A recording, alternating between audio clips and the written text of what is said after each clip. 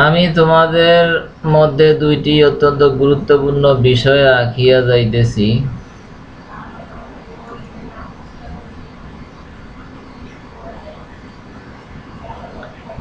যেই দুইটির একটি আরেকটির চাইতে বেশি গুরুত্বপূর্ণ।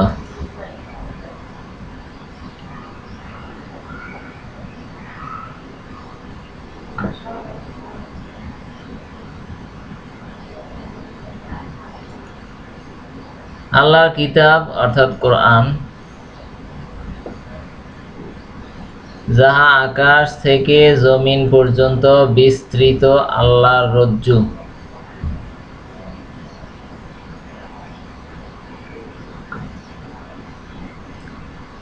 এবং আমার নিকটতম পরিবার পরিজন,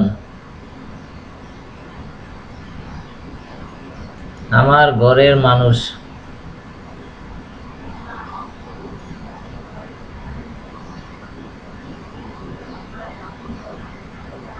আমার হাউজে অর্থাৎ হাউজে কাউসারে ফিরিয়া যাওয়া পর্যন্ত এই দুইটি জিনিস কখনোই পরস্পর বিচ্ছিন্ন হইবে না।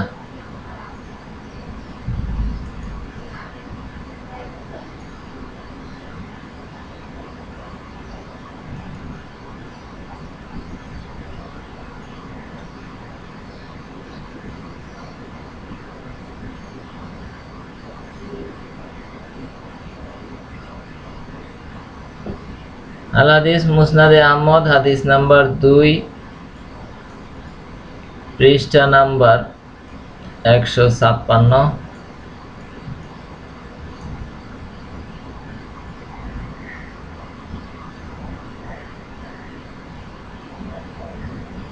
এই হাদিসটি তিরমিজি শরীফ এবং আল জামিউস সাগীর কিতাবে সংকলিত হইয়াছে।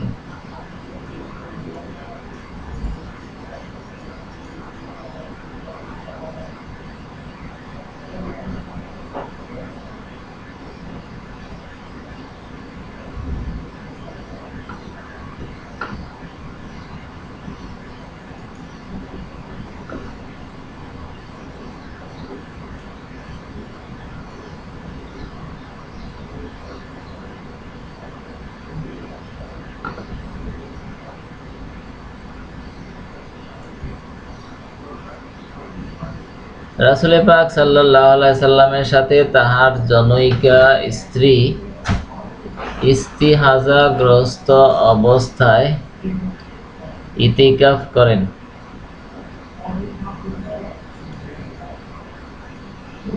তখন তিনি হলুদ ও লাল স্রাব দেখিতেন।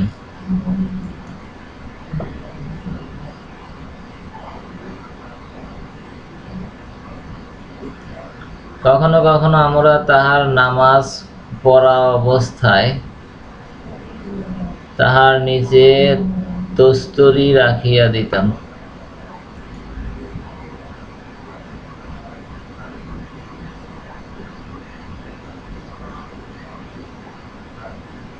আল হাদিস মুসনাদে আহমদ, হাদিস নাম্বার 45, পৃষ্ঠা নাম্বার 336।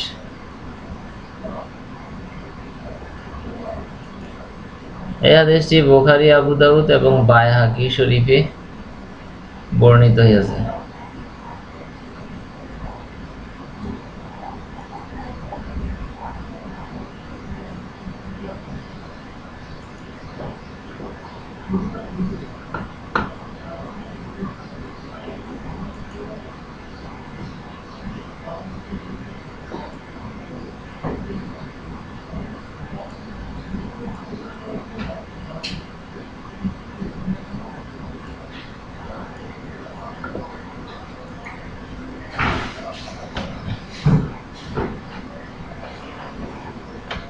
আগুন দিয়ে রান্না করা খাদ্য গ্রহণের পর তোমরা ওযু করিবে।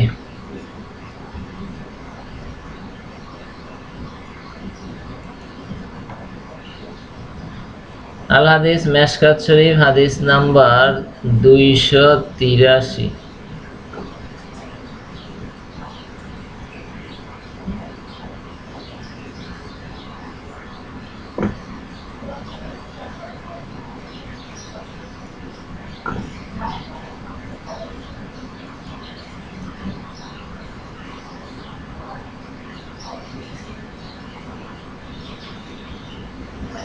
এক ব্যক্তি নবী করিম সাল্লাল্লাহু আলাইহি সাল্লামকে জিজ্ঞাসা করিল,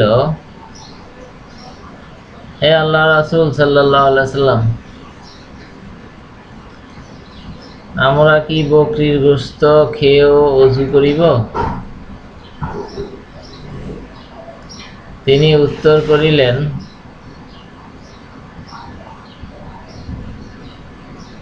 যদি তোমার মনে চায় করিতে পারো, আর যদি মনে না চায় নাও করিতে পারো।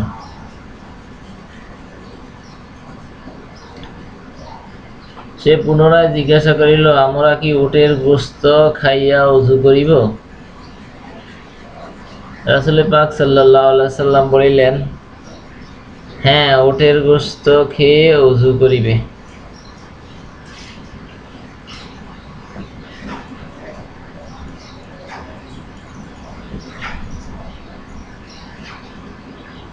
তারপর সে জিজ্ঞাসা করিল, ইয়া রাসূলুল্লাহ সাল্লাল্লাহু আলাইহি সাল্লাম, আমরা কি বেড়া পালে থাকার স্থানে নামাজ পড়িতে পারিব?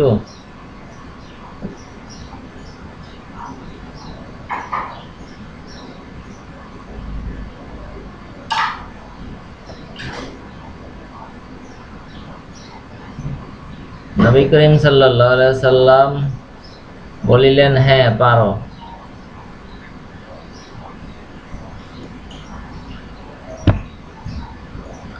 সে পুনরায় জিজ্ঞাসা করিল, ইয়া রাসূলুল্লাহ সাল্লাল্লাহু আলাইহি সাল্লাম, আমরা কি ওটের বাথানে নামাজ পড়িতে পারিব? রাসূল পাক সাল্লাল্লাহু আলাইহি সাল্লাম বলিলেন, না।